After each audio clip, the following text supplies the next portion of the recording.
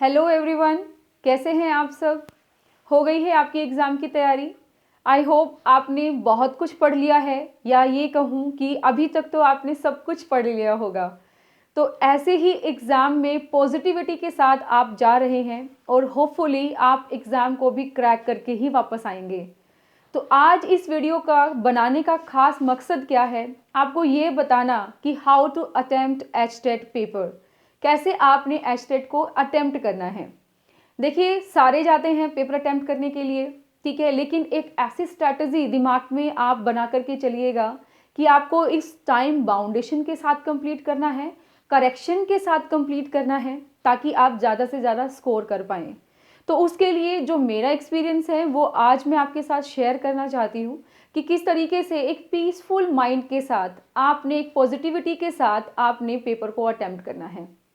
देखिए, जैसे कि हमें पता है पेपर पैटर्न, आपने एडमिट कार्ड निकलवा लिए होंगे, अटेस्ट करवा लिए होंगे, जो भी चीज़ें रिक्वायरमेंट रहती हैं आप सब वो कैरी कर चुके हैं। होपफुली आपकी वो प्रिपरेशन तो बिल्कुल रेडी है, ठीक है। कोई भी चीज़ें आपने ज्वेलरी की या कुछ ऐसा पहन कर नहीं जाना है, ठीक है। आप बिल्कुल सिंपल जाएं, नाक का नोज पिन जो है वो भी निकाल दें, कानों की बाली है, रिंग है, इवन आपका जो धागा होता है वो भी आपने पहन कर नहीं जाना। तो ये चीज़ें क्या है कि आप उस टाइम पर पैनिक ना हो, ये भी एक स्ट्रैटेजी का हिस्सा रहती हैं। ऐसा नहीं है कि आप जैसे ही आप एंटर करना चाहते हो एग्जामिनेशन हॉल में, उससे पहले अगर कोई भी ऐसी कुछ बातें होती हैं तो वो माइंड को स्पॉइल ही करती हैं, ठीक है। तो आपने उन सारी नेगेटिविटी से बचना है। आपको अपने आप को इतना प्रिपेयर करके जाना है कि आपके लिए सिर्फ सराउंडिंग में पॉजिटिविटी पॉजिटिविटी ही हो, ठीक है। तो इसी तरीके से आपने क्या करना है, जो भी चीज़ें आपके रिक्वायरमेंट है, पहले तो आप उन चीज़ों को सेट कर लीजिए, वो सब चीज़ें उठा लीजिए, ठीक है। उसके बाद आपको पता है एग्जामिनेशन सेंटर पे आपने जो भी चीज़ें लेकर जानी है वो लेकर गए हैं। मैंने आपको बता दिया, कोई ज्वेलरी नहीं, कुछ नहीं, इवन आपके हेयर के रबर बैंड तक वो निकलवा लेते हैं। तो कोशिश कीजिएगा कि आप बालों को फोल्ड करके चले जाएं या खुला करके चले जाएं, कोई प्रॉब्लम नहीं है, ठीक है। ये तो हो गया एग्जामिनेशन तक पहुंचने की बात, ठीक है। उसके बाद जैसे ही आप एग्जामिनेशन हॉल में एंटर करते हैं तो आपने बहुत ज़्यादा एनर्जी यूज़ नहीं करनी है। बातें करते हैं बच्चे, बहुत ज़्यादा बातें करते हैं, ठीक है। आपने कितना पढ़ा, आपने कितना पढ़ा, कई बार तो ऐसा भी हमने फील किया है कि बच्चे डिमोरलाइज करने की कोशिश करते हैं। वहाँ पे आपने इन चीज़ों से बचना है। अपनी एनर्जी सेव करनी है कि आप अपनी एनर्जी को सेव करें, भगवान को याद कर लें, या अपना कुछ भी ऐसा रिकॉल कर लें कि मैंने क्या पढ़ा हुआ है। बिल्कुल पीसफुल माइंड से आप बैठ जाइए, ठीक है। थोड़ा बहुत डिस्कशन सबके साथ होता है तो थोड़ा बहुत डिस्कशन आप भी कर सकते हैं, कोई प्रॉब्लम नहीं है। उसके बाद जैसे ही आपको पेपर मिलता है, पेपर मिलते ही आपका सबसे पहले क्या माइंड सेट होना चाहिए कि मुझे क्या करना है, क्या नहीं करना है। तो आप ज़्यादा इसमें दिमाग के घोड़े ना दौड़ाएं। क्या करना है, सबसे पहले साइकोलॉजी आती है, साइकोलॉजी को ही अटेम्प्ट करने की कोशिश करनी है, क्योंकि आप एस्टेट देने बैठ रहे हो। तो एस्टेट देने बैठ रहे हो तो जो भी सब्जेक्ट्स उसमें आ रहे हैं आपने बहुत अच्छे से प्रिपेयर करे होंगे, नो डाउट। तो साइकोलॉजी में जब आप बैठ रहे हो, 30 मार्क्स की हमारे पास आ रही है, स्कोर हमें ज़्यादा से ज़्यादा लेना है, लेकिन ये बात वहाँ पे माइंड में नहीं आनी चाहिए कि मुझे ज़्यादा से ज़्यादा स्कोर करना है, ज़्यादा से ज़्यादा स्कोर करना है। स्कोर बन जाएगा जैसे ही आप उसको क्वेश्चंस को पढ़ना शुरू करते हैं, आपके माइंड में वो चीज़ें सब आती रहती हैं, वो रिकॉल हो जाता है कि मैंने इसमें ये पढ़ा था, ठीक है। आपने जैसे ही पेपर अटेम्प्ट करना शुरू किया, आपने क्वेश्चन को बहुत अच्छे से पढ़ना है। आपको एक बार स्टेटमेंट समझ नहीं आती, पैनिक होने की ज़रूरत नहीं है, आप दूसरी बार स्टेटमेंट को पढ़ लीजिए, कोई प्रॉब्लम नहीं। चारों ऑप्शंस को ध्यान से पढ़ना है। चारों ऑप्शंस को पढ़ने के बाद ही आपने आंसर को कैलकुलेट करना है कि कौन सा आंसर इसका करेक्ट हो सकता है। तो उसी तरीके से शीट हमारी है, शीट पर हम कुछ भी लिखें, कैसे भी लिखें, कोई मनाही ही नहीं है। OMR शीट का भी टाइम होता है फिल करने का, तो OMR शीट को भी बिल्कुल अच्छे तरीके से आप फिल कीजिए। आपका नाम है, फादर नेम, मदर नेम, जो भी उसमें फिल करने की कंडीशंस होती हैं, सारे कैपिटल लेटर्स में आपको फिल करने होते हैं, और बिल्कुल पीसफुल माइंड से एक बार सोच करके फिल करेंगे, क्योंकि आपको दोबारा ऑप्शन नहीं मिलेगा इरेज करने का, ठीक है। तो वो आपका एक पार्ट रहेगा बिल्कुल स्ट्रैटेजी का, कि वहाँ पर भी आपको पॉजिटिविटी के साथ, एक अच्छे माइंड के साथ, हेल्दी माइंड के साथ आपने वो इन्फॉर्मेशन फिल करनी है, ठीक है। फिर जैसे ही आपने क्वेश्चन पेपर सोल्व करना शुरू किया है, चार ऑप्शंस देखे हैं, तो 1 to 30 क्वेश्चन जो साइकोलॉजी के हैं, आपने उनको वन बाय वन पढ़ के उनको टिक कर लेना है। वो शीट आपकी है, आपसे कोई नहीं छीनने वाला है जब तक आपका पेपर कंप्लीट नहीं हो जाता, ठीक है। तो उस शीट पे आप क्या करें, जैसे ही आपको तसल्ली हो जाती है इस क्वेश्चन का आंसर ये रहेगा, आप टिक कीजिए बिना किसी हेजिटेशन के, ठीक है। लेकिन जहाँ कहीं डाउट लगता है तो डाउट में क्या करेंगे आप, टिक तो आपने कर दिया लेकिन उस क्वेश्चन को आप सर्कल जरूर कर लेंगे। एक चीज़ मैं आपको क्लियर कर देती हूँ कि 30 क्वेश्चंस में से मोस्ट प्रोबेबली आपके 5 से 6 क्वेश्चन ऐसे हो सकते हैं जिसपे आपको थोड़ा डाउट लग सकता है। मैक्सिमम ही मैं ये कह रही हूँ, क्योंकि अगर आपने नहीं पढ़ा होगा तो 30 के 30 डाउट लगेंगे। अगर आपने पढ़ा हुआ है तो ऑब्वियसली 3 to 4 5 बस इतना ही रहेगा कि आपके डाउट्स रहते हैं। आप उनको क्या करेंगे, आप उनको रिव्यू के लिए छोड़ देंगे, अभी उसमें ज़्यादा दिमाग खपाने की आपको बिल्कुल भी ज़रूरत नहीं है। फिर आप OMR की तरफ भागे, ठीक है। उसमें क्या करना है, 1 to 30 में जिसमें आपको श्योरिटी है कि मेरे ये क्वेश्चन करेक्ट हैं, आप उनके सर्कल्स फिल कर लेंगे। माइंड में ये चीज़ बिल्कुल भी नहीं आनी चाहिए कि पहले मैं 150 क्वेश्चंस कंप्लीट करूंगा और उसके बाद में OMR को भरूंगा, तो आप इस चीज़ के लिए गलती करेंगे। उसमें आपकी पैनिक सिचुएशन क्रिएट हो जाती है एट द एंड, तो उसकी चीज़ से आपने बचना है। आपने वो 1 to 30 क्वेश्चंस के सर्कल्स फिल कर लेने हैं। लेकिन किस तरीके से करने हैं, पहले 1 to 30 आपने पढ़ के क्वेश्चंस को टिक किया है। OMR को जैसे आप ले रहे हो, एक आपने आई उसके ऊपर जरूर डाल देनी है कि भाई ये वाला क्वेश्चन था, हाँ ये वाला इसका आंसर था, यस। फिर सर्कल को बिल्कुल केयरफुली फिल करना है, सर्कल को कंप्लीटली फिल करना है। जैसे कि हमारा ये सर्कल है तो आपने इस सर्कल को बिल्कुल अच्छी तरीके से, ठीक है, कहीं से भी आपकी वो लाइन दिखनी नहीं चाहिए, आपने बिल्कुल उसको कंप्लीटली फिल कर देना है, ठीक है। सर्कल से बाहर आपने कुछ नहीं निकालना, ना आपने इस तरीके से कोई साइन बनाना है, ना कोई आपने ऐसे साइन बनाना है, ठीक है। ये आपकी स्ट्रैटेजी के अंदर ही इंक्लूड होता है। अगर बाय चांस, जैसे कि ये थर्ड नंबर क्वेश्चन है, इसमें हमारे पास 4 गोले हैं, आपने A नंबर भर दिया, अब आपको लग रहा है कि आपको B भरना चाहिए था, तो आप इसके ऊपर स्क्रैचिंग बिल्कुल भी नहीं करेंगे। आपने अगर स्क्रैच कर दिया तो आपकी शीट जो है वो डिसक्वालीफाई हो सकती है और उसके अकॉर्डिंग आपका पेपर चेक नहीं होगा।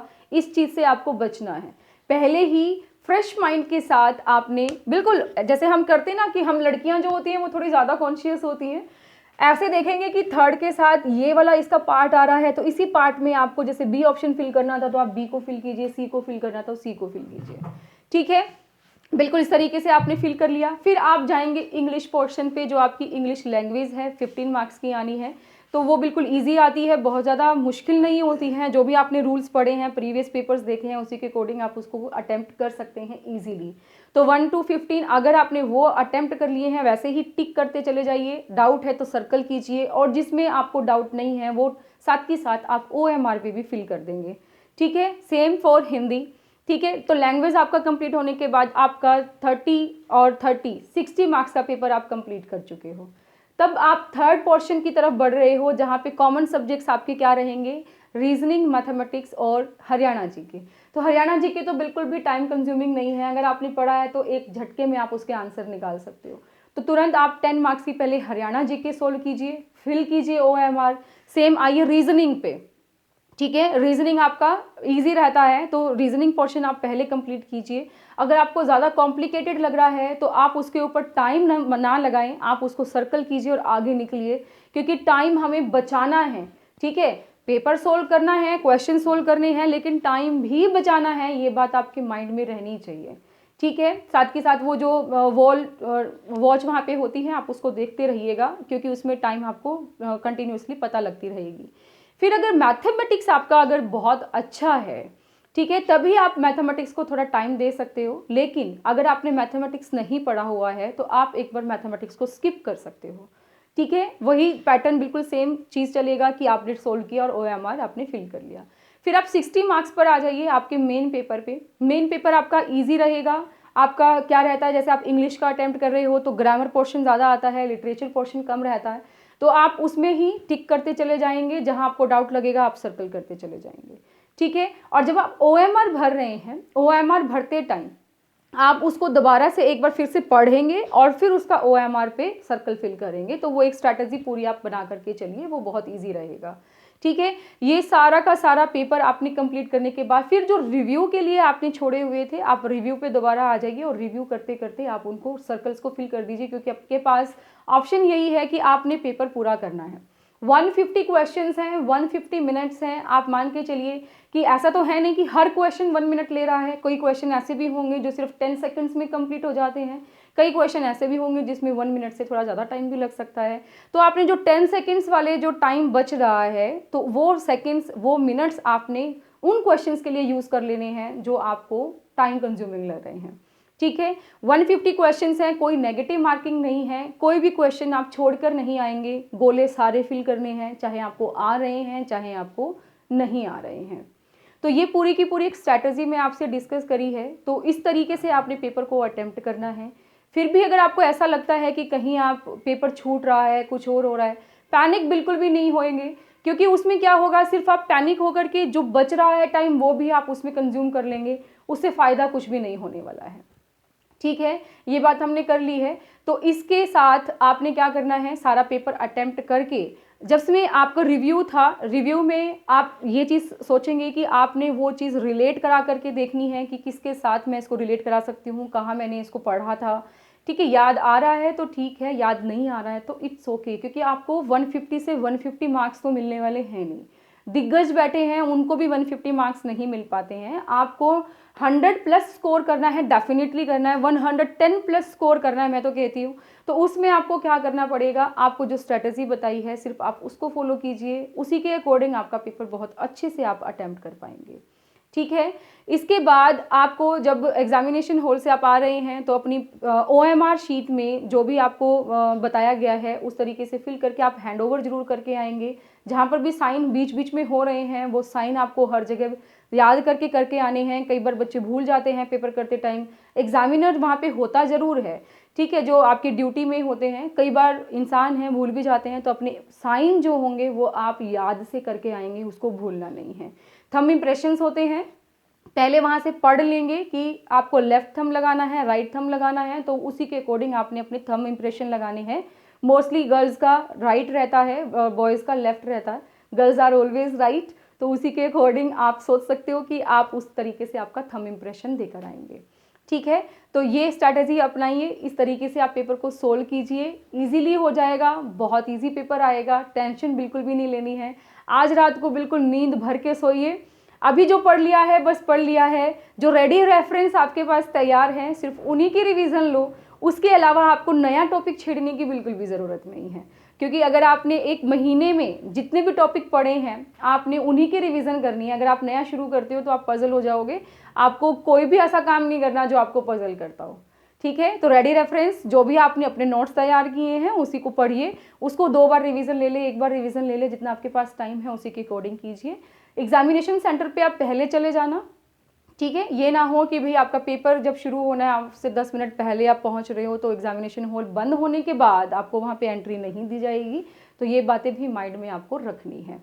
ठीक है, इसके अलावा तो ये मैं कहूँगी कि आप पेपर को अच्छे से कीजिए, बिल्कुल कॉन्फिडेंस के साथ जाइए, भगवान को ज़रूर याद कर लेना, मम्मी पापा का आशीर्वाद ले लेना, और इस तरीके से पॉजिटिविटी के साथ आप एस्टेट का पेपर देकर आइए। और मेरी शुभकामनाएं आपके साथ हैं, और एक पूरा स्टैम्प लग जाएगी कि भाई हाँ हमने पढ़ा तो हमने कर दिया, वी कैन डू। वो वाली कंडीशन तो आज आपके दिमाग में आ रही है जब आप पेपर कर रहे होगे, येस आई एम डूइंग, तो वो वाली कंडीशन आपकी होनी चाहिए कि मैं कर रही हूँ, हाँ मैं कर रही हूँ। ठीक है, तो इस तरीके से आप पेपर कीजिए, ऑल द बेस्ट। और आगे हमारे पास एस्टेट की बात भी, स्क्रीनिंग की तैयारी को हम कंटिन्यू रखेंगे, और जो भी एग्ज़ाम आप दे रहे हैं उसके लिए भी हमसे जुड़े रहिएगा। तो स्क्रीनिंग की तैयारी के लिए, HSSC की तैयारी के लिए, CET की तैयारी के लिए, या फिर आप SSC CGL के लिए भी कर रहे हैं तो उसके लिए भी मैं बहुत कोशिश करूँगी कि वो भी बैच आपके लिए स्टार्ट करती रहूँ। तो उसके लिए आप मेरी मधु की पाठशाला के साथ जुड़े रहिएगा। Thank you very much, all the best.